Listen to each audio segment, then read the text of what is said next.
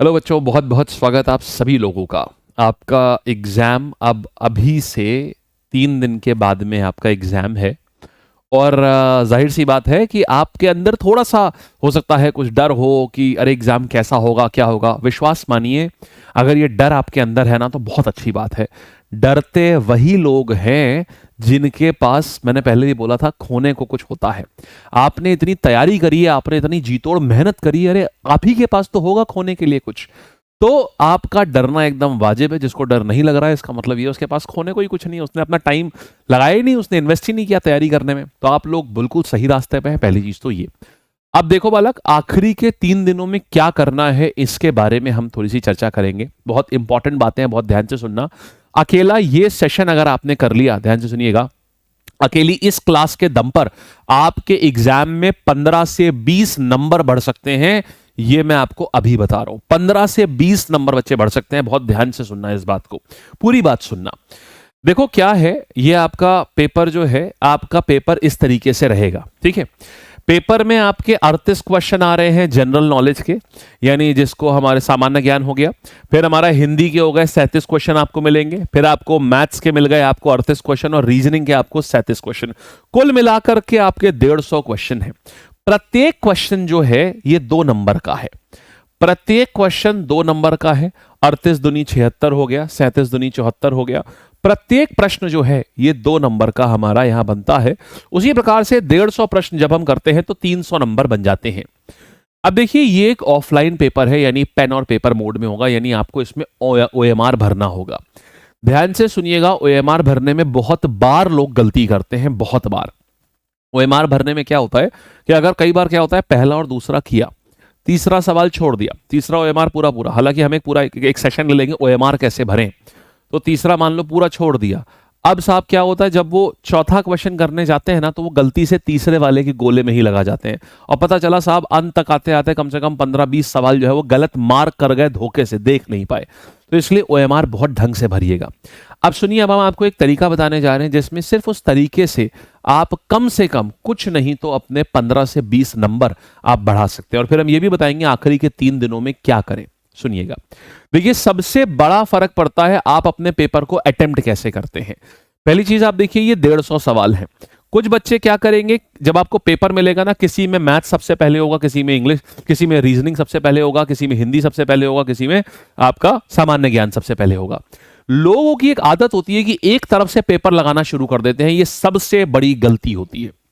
ध्यान रखना बेटा, एक तरफ से आप पेपर लगाना शुरू कर देते हो, ये सबसे बड़ी गलती होती है। कभी भी एक तरफ से पेपर लगाना मत शुरू करिए। इसको कैसे आपको करना होगा मैं बताता हूं।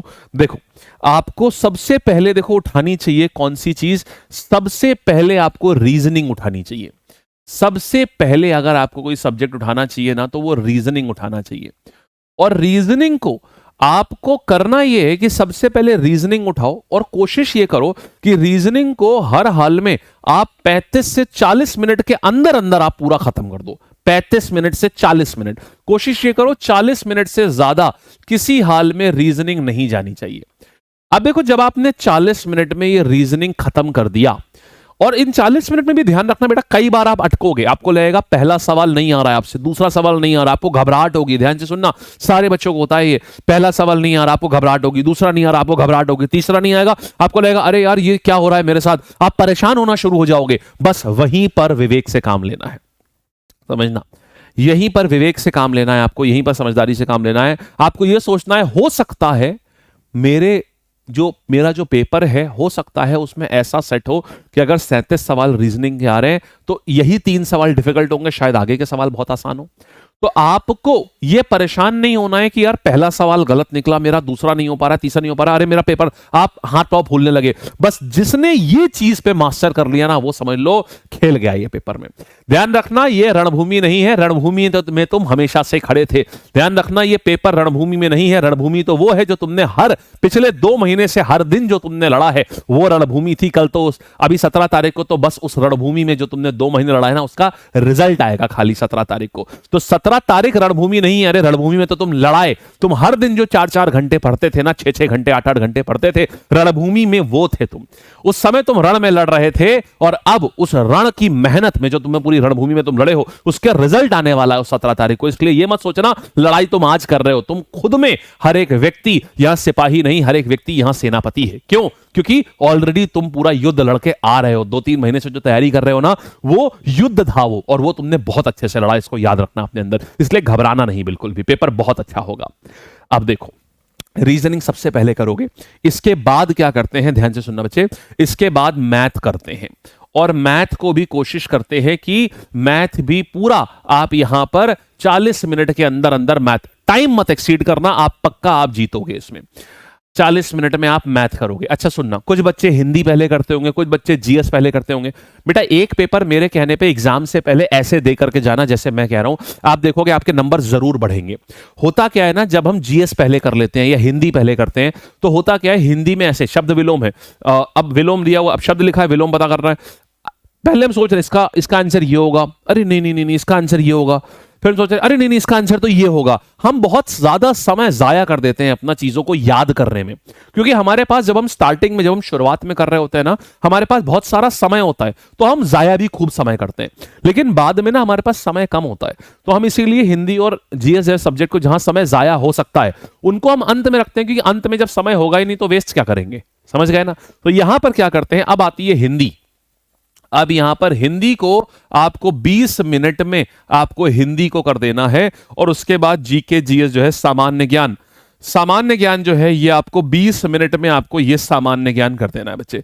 ये तरीका अगर आप अपनाओगे, ये तरीका अगर आप अपनाओगे ना, तो आप, और एक काम करना, एक मॉक टेस्ट लगा के जाना इसी तरीके से जैसे मैं बोल रहा हूं, एक मॉक टेस्ट लगा के जाना बिल्कुल इसी प्रकार से जैसे मैं बोल रहा हूं। देखना आपके नंबर में हर हाल में 15 नंबर से 20 नंबर तक का इजाफा होगा। एक छोटी सी और बता रहा हूं, ऐसे लगाओगे तो आपको नंबर अभी 5 से 8 नंबर बढ़ेंगे। अब आता है पार्ट 2 कि अब करना क्या है, 15-20 नंबर कैसे बढ़ेंगे। समझो भला क्या होता है, जैसे क्या होता है ना, मैं जब रीजनिंग मान लो करना शुरू कर रहा हूं, तो यहां से क्या हुआ, मैंने पहला क्वेश्चन किया, मान लो हो गया, ठीक है, दूसरा क्वेश्चन किया, नहीं हुआ, अब मैं दोबारा टाइम दे रहा हूं उस पर, तिबारा टाइम दे रहा हूं। बस ये सबसे बड़ी गलती है।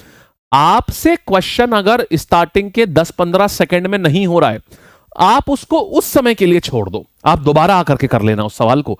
आप क्या करो, जैसे मान लो पहला दूसरा किया, नहीं हुआ, तीसरा मैंने अभी देखा, इसको बोलते हैं फर्स्ट रीडिंग और सेकंड रीडिंग का कंसेप्ट। सुनना बहुत इंपॉर्टेंट बता रहा हूं, इस चीज से लोगों के 35-35 नंबर बढ़े, हमारे बच्चों के 35-35 नंबर इस मेथड से बढ़े हैं। 1 नंबर मेथड है ये, सुनना। वैसे 37 क्वेश्चन है आपके, आपने पहला क्वेश्चन किया, हो गया, दूसरा क्वेश्चन आपने पूरे बहुत जान मत डाल दो, आपने 10-15 सेकंड में देखा यार ये तो टाइम टेकिंग क्वेश्चन है, इसमें मेरा समय ज्यादा जाएगा, या मुझे ये पहली बार पढ़ने में समझ में नहीं आ रहा है, उस समय के लिए छोड़ दो। तीसरे क्वेश्चन पे आओ, मान लो ये भी नहीं समझ में आ रहा है उस समय के लिए, तो या लंबा लग रहा है कि दिख रहा है कि हो जाएगा बट लंबा है, उस समय के लिए छोड़ दो। तो अभी क्या हुआ, चौथा कर दो, पांचवा कर दो, ऐसे करके क्या होगा, जब आप पूरे 37 क्वेश्चन तक पहुंचोगे ना, पता चला 20 मिनट के अंदर ही अंदर 20 मिनट में आपने क्या किए, तकरीबन 22 सवाल एकदम सही सही आप कर चुके हो।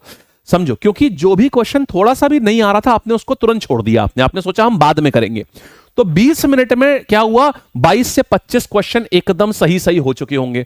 अब देखो होगा क्या बलक, अब इतना कॉन्फिडेंस होगा ना आपको अपने अंदर कि यार मैंने तो सब कुछ सही सही किया है। क्यों? क्योंकि ये 25 सवाल वो थे जो आपको बहुत अच्छे से आते थे, जो आपने पहली रीडिंग में करे।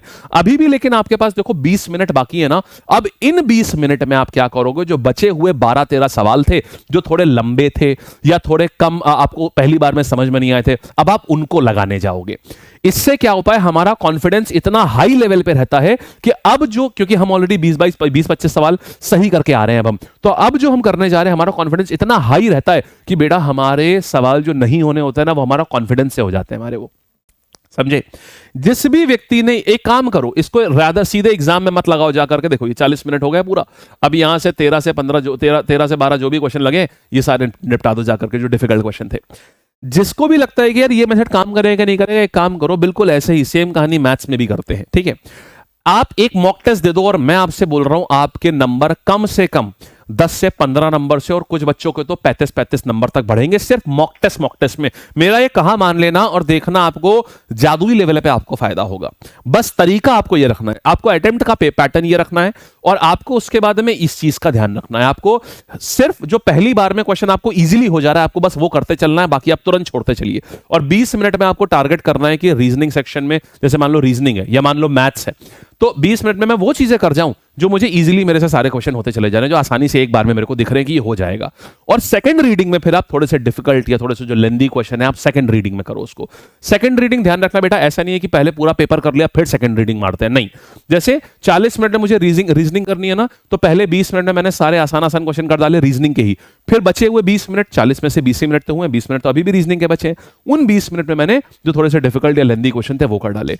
इस तरीके से जो भी गया वो बहुत बढ़िया करेगा वो, ठीक है। और सुनो, इसके बाद हम एक और सेशन लेंगे बच्चे कल, जिसमें हम ओएमआर कैसे भरना है इसके बारे में पूरी चर्चा करेंगे, किस प्रकार से आपको ओएमआर भरना है। और हमने अभी आपको पूरे साल का करंट अफेयर्स का हमने लेक्चर करवा दिया बेटा, जिसमें से आपके जरूर प्रश्न फंसेंगे। हम नीचे कमेंट में उसको लिंक पिन करा देंगे, उस सेशन को देखना, उसमें पूरा सब दिया हुआ है कि कैसे आपके हमने करंट अफेयर्स पूरे और क्लास में याद कराए, पूरे एक साल के करंट अफेयर क्लास में याद कराए हैं, तो उसको जरूर कर लेना, उससे जरूर सवाल फंसेंगे, ठीक है।